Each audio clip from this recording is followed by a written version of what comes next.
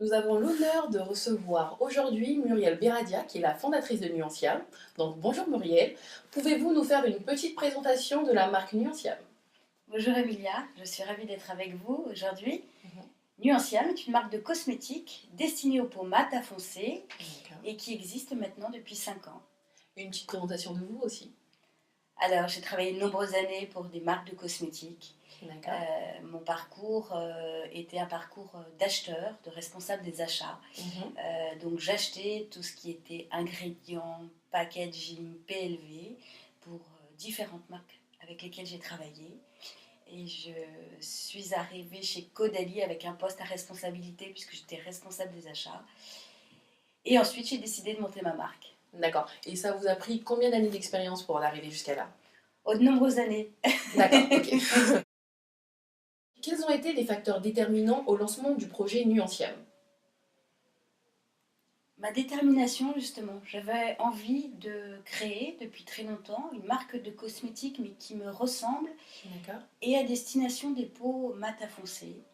Et en 2009, je me suis dit, bah, Muriel, lance-toi, il faut te lancer. Je voulais depuis très longtemps Mhm. lancer cette marque et c'était le bon moment pour moi. Dites-moi, quel a été le déclic qui a fait que vous avez dit là je me lance, je fais cette marque? Le déclic, tu vas rire, le déclic c'est que sur un simple texto Mhm. avec justement le cofondateur de la marque aujourd'hui, euh, Que vous connaissiez donc auparavant. tout à fait, c'est un D'accord. ami. Et avant d'être un ami, on était salariés pour Mhm. justement la même marque. D'accord. Et il m'a envoyé un texto un soir en me disant j'en ai marre de travailler, j'aimerais bien être mon propre patron, mais je ne sais pas quoi faire. Et je lui ai dit ben moi je sais ce qu'on va faire ensemble. D'accord. Donc je vais t'en parler. Et puis l'aventure a démarré comme ça, sur un simple texto. J'aimerais vous poser une question, donc c'est ma question préférée. Donc c'est quelles ont été les difficultés rencontrées donc pour créer la marque, mais est-ce que vous avez pu rencontrer, enfin pu faire face à des difficultés par rapport à votre sexe en tant que femme? J'ai envie de dire que non, quand j'étais jeune, ça n'a pas été une difficulté. Ça l'est à la quarantaine en fait. Ah oui. Celle-là, à la quarantaine, pour des raisons suivantes, c'est on est à des postes de responsabilité Mhm. et quand il y a des choix à faire, on va plutôt privilégier l'homme plutôt que la femme.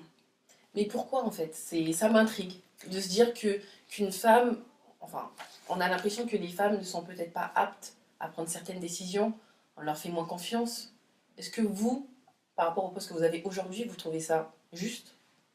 En fait, la femme a une double fonction dans la vie. Elle travaille, Mhm. mais en plus, elle doit élever ses enfants. Exactement. Donc, elle est tout simplement un peu moins disponible dans la tête des dirigeants parce qu'elle doit s'occuper de ses enfants. Et quand ils sont jeunes, ils peuvent être malades. Donc, on va forcément privilégier plus facilement, du coup, le choix sur un homme qui sera beaucoup plus disponible. Alors qu'une femme, justement, est capable de faire plusieurs choses à la fois. Et donc, c'est un tort pour moi. Voilà, bien sûr, mais il faudrait peut-être souligner cet aspect de polyvalence. Donc, au contraire, moi je trouve ça bien, mais c'est vrai que la famille, ça peut jouer aussi. La vie sociale, ça peut jouer peut-être, ça a un impact. En fait, je pense que la femme a un lien entre la vie professionnelle et la vie sociale. C'est lié en fait, du coup. Exactement. Mais une femme aujourd'hui, quand elle arrive à un certain poste, elle doit beaucoup travailler Mhm. et donc il faut être disponible. Donc c'est forcément travailler, c'est au détriment quelque part de la famille Mhm. et de son environnement familial. D'accord. Oui, je suis d'accord. J'apprends aussi en même temps, mais c'est vrai que vous soulignez un point là très, très sensible. Quelles sont les qualités d'un bon entrepreneur, selon vous? Alors, j'ai envie de dire, les qualités seraient pour moi la ténacité, D'accord. l'écoute, Ok. la détermination Ça va être soit ça. et puis d'aller au bout de ses rêves. La D'accord. passion, la passion. Ouais, c'est vrai qu'il faut vraiment être passionné parce que sinon on peut être vite. Parce que je pense qu'il y a des risques. Il y a des risques, mais après, il faut être bien entouré. L'entourage Ça fait joue beaucoup. aussi. L'entourage familial, amical et le réseau. Le réseau, c'est très important. D'accord. Bon, ça, c'est une qualité qu'on va noter. Donc, pour toutes les personnes qui veulent se lancer dans l'entrepreneuriat, qualité à noter. Alors, on va se focaliser sur la marque et donc sur les produits Nuanciam. Est-ce que vous pouvez nous parler des produits phares? Le produit phare de la gamme, c'est Voilà. évidemment notre sérum anti-tache.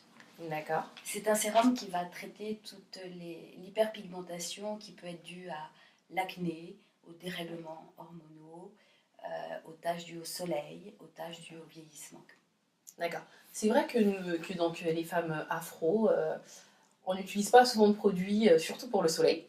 Donc là, j'ai pu voir qu'il y a un produit qui protège donc, du soleil. Donc est-ce que vous pouvez nous en dire plus et conseiller donc, les jeunes femmes qui nous regardent et vraiment appuyer sur le fait qu'il faut qu'on se protège, même si on se dit qu'on est noir, qu'on ne va pas devenir plus noir. Mais c'est vrai qu'il faut se protéger parce que comme on a pu échanger donc, tout à l'heure, c'est apparemment les femmes noires, donc leur peau est plus sensible au soleil. Exactement. Et il y a vraiment beaucoup de risques. Alors, exactement. Il y a 7 fois plus, il y a des études, une étude américaine qui prouve qu'il y a 7 fois plus de cancers sur les peaux mat à foncé.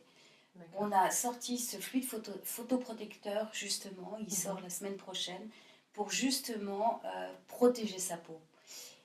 Il a des filtres dernière génération et en même temps, il ne donne pas cet effet bleuté, cet effet blanc. Donc, j'ai envie de dire, produit urbain, on se protège quand on a des taches, quand on a une hyperpigmentation. Et c'est vraiment un produit qu'on va utiliser quand on va dans un jardin, quand on va dans un parc, quand on va au soleil, quand on est à la terrasse d'un café. Et ben, on se protège avec ce fluide photoprotecteur SPF 50. Et c'est appliqué quotidiennement? Ce sera appliqué quand on est à la lumière du jour, au soleil, 2-3 touches, et on pense à renouveler l'opération toutes les 2 heures. D'accord. Et donc, avant, on met le sérum et ensuite, on met le fluide, c'est ça? Exactement. D'accord. Et est-ce qu'on peut le faire en dessous du maquillage? Ou ça serait donc l'appliquer et ne rien mettre, rester plus naturel du coup? Alors moi j'ai envie de dire qu'il faut, évidemment notre peau au soleil va bronzer, donc il faut surtout protéger sa peau et pas la camoufler, Voilà, mais la protéger. On a de belles peaux, on nous envie, les peaux caucasiennes vont au soleil pour bronzer, pour être comme nous, donc j'ai envie de dire se protéger surtout avant ça. Et se mettre évidemment ensuite simplement un blush, un petit maquillage léger. Un petit maquillage léger, un joli rouge à lèvres et se maquiller les yeux et on est toute belle. Voilà, c'était le petit point beauté, voilà.